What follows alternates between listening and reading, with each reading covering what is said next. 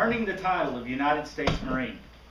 This evening I will be discussing the history and traditions of the United States Marine Corps. An unknown individual summed up a basic description of a Marine. There are only two kinds of people that understand Marines. Marines and the enemy. Everyone else has a second-hand opinion.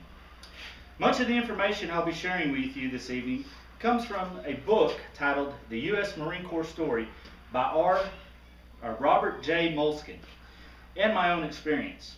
I served in the Marine Corps as a combat engineer from 1997 to 2002. These 5 years in my life instilled a set of core values and traditions that I carry on with me to this day. The Marine Corps is a force of readiness designated as America's 911 force. In its 236-year history, Marines have fought in every major war America has been involved with, from the first amphibious assault at Nassau on the island of New Providence during the Revolutionary War to the battlefields of Iraq and Afghanistan. Marines have proven their bravery under hostile conditions. The Marine Corps has a distinguished history and many official traditions that set it apart from other branches of the service. It is these traditions in our history that have proven the value of esprit de corps to anyone that has earned the title United States Marine. We're going to be looking at the history of the Marine Corps. We need to look at where the doctrine actually came from. The first documented use of soldiers aboard ships comes from the ancient Greeks and the ancient Romans. The Romans had specialized legions called milites clericii, known as soldiers of the fleet. The British Royal Marines can trace their heritage back to 1664, when King Charles II sanctioned the Dukes of York and Albany's Maritime Regiment of Foot to form as the first regiment for service aboard English naval ships. November 10th, 1775, as any U.S. Marine can tell you, at a place called Tunn's Tavern, a resolution by a committee of the Second Continental Congress created 2 battalions of American Marines, thus the birth of the Continental Marine Corps. In 1785, the Continental Marine Corps was disbanded due to the end of the Revolutionary War. On July 11th, 1798, President John Adams officially signed a bill into law creating the United States Marine Corps. From a ragtag group of settlers to Marines established in the tavern, we look at traditions of warriors from the sea. As warriors from the sea, Marines have picked up traditions over their 236 years of service. With working close with naval personnel aboard ships, Marines have picked up the use of nautical terms. These terms are used no matter if Marines are aboard ships or at garrison ashore.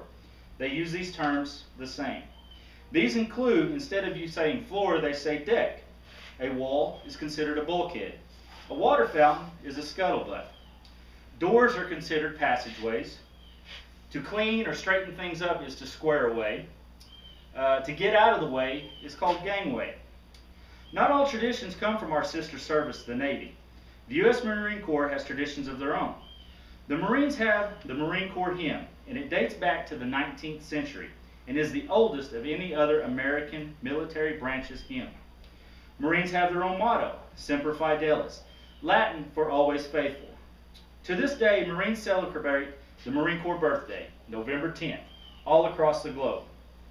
There is a ceremonious cake cutting where the oldest Marine present takes a piece of cake, eats a bite of it, and passes it down to the youngest Marine present.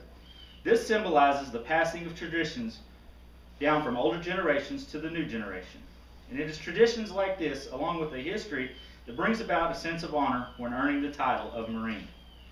When deciding to join the armed services and an individual is looking at the Marine Corps, a recruiter will usually inform prospective recruits that you do not join the Marine Corps, but if you're up to the challenge, you can become a Marine. Upon arriving at Marine Corps Recruit Depot, a new recruit, when getting off the bus, will be bombarded with lingo and traditions that have been established through 236 years of training Marines. The first door I walked through upon entering MCRD San Diego had these words above the door: "Through this portal walks the future of the United States Marine Corps." As recruits advance through basic training, they are schooled extensively on the customs and history of the Marine Corps.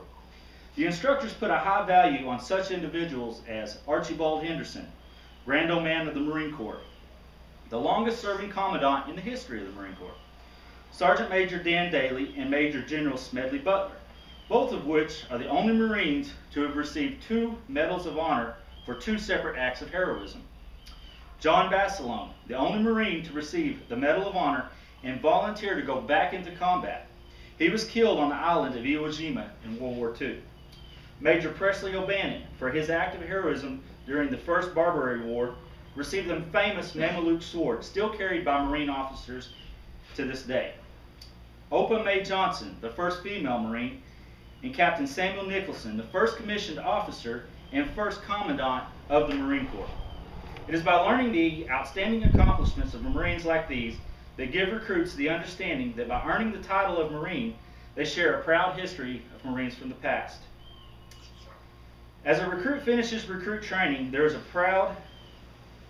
transition that takes place when the individual is handed a medal, eagle, globe, and anchor, and called Marine for the first time. This is when it really hit home for me that I was part of something that had a meaning to it. I am a United States Marine. To this day, I carry the core values that were instilled in me in those 13 weeks of honor, courage, and commitment. And I always think of the words President Ronald Reagan spoke. Some people spend an entire lifetime and wonder if they made a difference to the world, but Marines don't have that problem. By earning the title of Marine, a person learns that there are distinct traditions that set it apart from other branches of the service. Along with a strong naval history and an instilling of esprit de corps, Marines will carry these traditions with them into battle as well into life. Appreciate y'all coming out. Thank y'all.